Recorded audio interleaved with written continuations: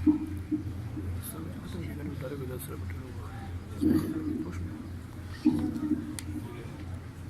الله الرحمن الرحيم نحمده ونصلي على رسوله الكريم أما بعد فأعوذ بالله من الشيطان الرجيم بسم الله الرحمن الرحيم ورفعنا لك ذكرك وقال رسول الله صلى الله عليه وسلم أنا سيد الأولين والآخرين وأنا خاتم النبيين صدق الله العظيم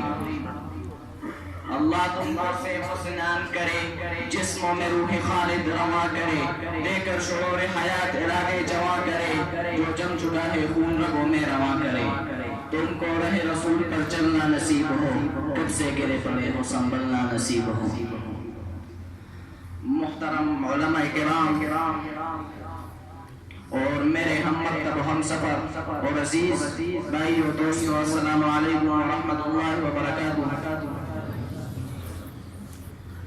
عزیز بھائیو آج مجھے جس موضوع پر آپ کے سامنے چند بات کرنے کا موقع ملا ہے وہ ہے شان رسول صلی اللہ علیہ وسلم دوستو آزادی اظہار کے نام پر یورپ جو کچھ کر رہا ہے جو قوانین بنوائے جا رہے ہیں اس سب کا منطقی نتیجہ تیسری جنگ عظیم کی صورت میں نکل سکتا ہے ان آزاد خیالوں کو یہ احساس ہونا چاہیے کہ یہ لوگ اس آزادی کی آڑ میں کذاب کو نشانہ بنا رہے ہیں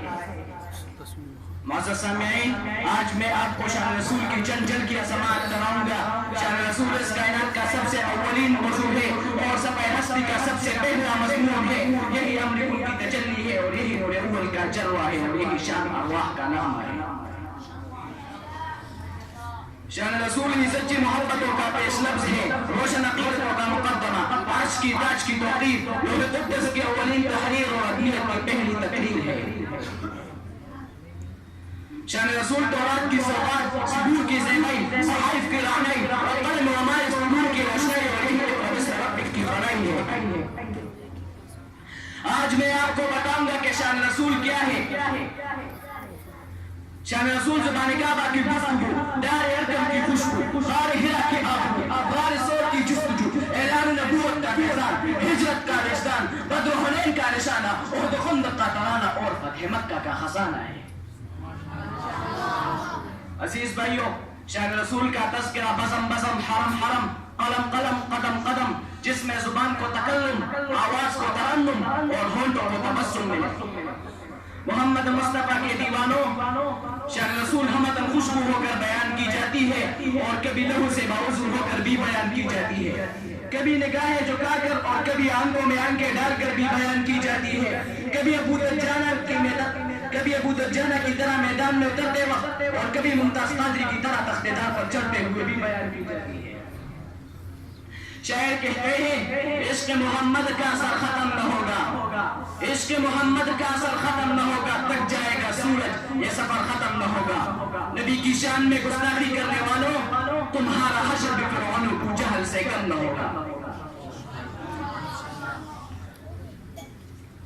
میرے محبوب کی شان میں ابو جہل نصر بن حارث اور دیگر بڑے بڑے گستاخوں نے بھی بڑی بڑی گستاخیاں کی تھی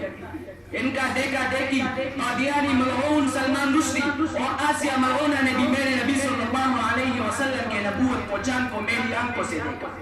ان بدبختوں کو پتہ نہیں کہ شان رسول بڑھتی ہے گھٹتی نہیں پھیلتی ہے سمٹتی نہیں اس میں کثرت ہے قلت نہیں یہاں عروج ہے مگر زوال نہیں ترقی ہے تنزل نہیں